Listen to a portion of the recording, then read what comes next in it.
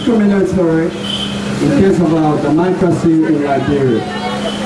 So I found that bill such a way so discriminatory, especially based on our organic law. Article 18 and Article 8 of our Constitution is very clear there, which of course is our organic law, that states that all Liberians, whether based on your creed, your ethnicity, your tribe, your religion, or your political affiliation, you can pursue any position in our country. That's Article 18. And Article 8 of our Constitution is very clear there. And that Article 8 is stipulated such a way that as Liberian and policy makers, you must be able to develop policy where the Liberian people can benefit from, whether it's through programs and activities. And that article been violated such a way that we as Liberians, we need to be vocal to make sure that that level playing field don't pass in the Senate. If it does pass in the Senate, we need to make sure that the president veto that bill. If the president signs it, then we need to take it to the Supreme Court. Because any matter in our country that linked to our constitutionality, which means the functions of our society, if those constitutions have been violated, we need to make sure that the process of democratizations, we need to make sure to abide by those processes. And that process is very clear. That process is very clear. If the horse, because of our statutes, we have a bill of statutes in our country, and that statutes come from our Constitution, and that statutes is stipulated in there, every law is amended based on the statutes. And that law, if those laws violate our constitutional rights, that means that law is null and void. That means that law is null and void. But we'll get to the process of our lawmaker, our honorable in the House of Representatives, who went ahead and passed that bill because we call it the 4G bill. 4G or G4, one of them, right? But they passed that bill because they did not understand the process of proper representation of our law. And that process is very clear in terms of the functions of the lower house. Proper representation, legislative law, and oversight responsibility. Oversight responsibility of the government is not, especially the executive and the judiciary, is not abiding by all of the things that is necessary based on budgetary allotment, then the oversight responsibility come in place. Then the other one is proper representation of our people. I think I would like to call it more of discriminatory bill or segregated bill. This playing field bill, they call it the playing field bill. If you look at where in the USA, and that law was there for federal employees. The federal employees of the different states, there were violations of those people who are representing those federal employees of different federal states because they were endorsing candidates and also people were using their job facility to make sure political actors or politicians come there and lobby for those particular things. So the Hatch law came out of Mitch Hatch. He put in a law. It was based on research. And then our Representative James Barney came and copy and paste that law into our country here. Two different countries and two different people. If you contextualize that particular law, it's a misapplication of our people. It's a strong misapplication of our people. You cannot use a law in the USA and bring that same law in Liberia here, you think it will be applied. And I think that what we in Liberia need to do, and I think when we started raising our voice about this particular playing, they call it level playing field. I mean, just imagine to me, anything you call level playing field, that means the process must be fair. equilibriums of the law was all Liberians must participate. Because our organic law of our Constitution, Article 18 says, the Liberian people must be properly represented. So if you go back and violate Article 18 and violate Article 8 of our Constitution, so that law becomes null and void. So right now there are 30 representatives who voted. 30 of the 35 that were present that day. 30 of them voted for that particular law to pass. So we say that it's a shame on them. It's a shame on them because they did not do the process, the methodology of passing law. And that methodology is straight clear in terms of what? Consultation within your district. It is part of the proper representation of our people. The people must have a voice. The people must have a say in whatever policy, because Article 8 of our Constitution says, any law that is passed must be a policy driven towards the people. So that policy was what? Was put aside because of their own personal aggrandizement. Liberia, we are tired of people who will use instruments to discriminate our people. Because our law and our Constitution is very clear on this particular issue. We fought war here. We fought in 14 years of civil war. Over 250,000 people died. They died because of our common law was segregated. They died because our people did not understand their participation in terms of proper representation of the people. There were people who were representing them were forced on them. There are people who are representing them did not live in their district, did not understand what the local people went through. The bread and butter issues in our country here. There are many people who did not understand that. Now, do you see where are we going in this process? I think this playing field bill here is one of those laws that are very discriminatory. Are very, very discriminatory. I think we need to change this name to the Bill of Segregated Act. This bill is very segregated. And then in the law, if you read the preamble of the Playing Field Bill, it says that our democracy has the tenor of every participation in our law. The preamble of this particular bill. Then you go back, you say that the executive, which of course is headed by the president, that the president, if the president appoints anybody as an assistant minister, deputy minister, minister proper, or corporate corporation, and then NGOs cannot vouch for any political office. You must resign from your job for 2 years before you go for House of Representatives. You must resign for 3 years before you become a Senate, and also too before you run for president.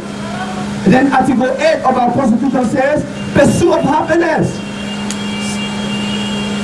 Article 8 of our Constitution says, pursuit of happiness. So if you say Liberians must resign from their job for 2 years and remain hungry for 2 years, how do that Liberian pursue his own happiness to feed his family? Look, the only thing I can say, we need to start playing with our people here. We cannot draft law in our country and segregate. So you want to tell us only 103 people can run for office in our country? If the Senate passes this law, because this law already went to the Senate. Because the Speaker of the House mandated the clerk of the lower house to move the bill into the Senate for concurrence. If the lawmakers, the representatives were very smart, one of the things they were supposed to do was to listen to all of the radio stations. You know, we have over what, 40 newspaper or over 10 or 15 radio stations in our country. To listen to all of the radio stations and do an assessment of those radio stations and see how people was acting and rejecting this particular bill. They ignore the voice of the people. They ignore the voice of the people and went ahead and made this law a 4G. In a tickle of an hour, they passed this particular law. And this law going to the Senate for concurrence. Are cognizant of the fact of proper representation of our law to make sure that we understand what does it mean in terms of our organic law and our constitution. It's your right. It's our right to say to the lawmakers that we Liberians, we don't want that law because it violates our rights. It's our right. We Liberians say that law is not good for us. It's our right. But we continue to talk to them about those particular rights and they continue to ignore us. There are many laws that they have passed. It's all on the shelf in terms of budgetary support.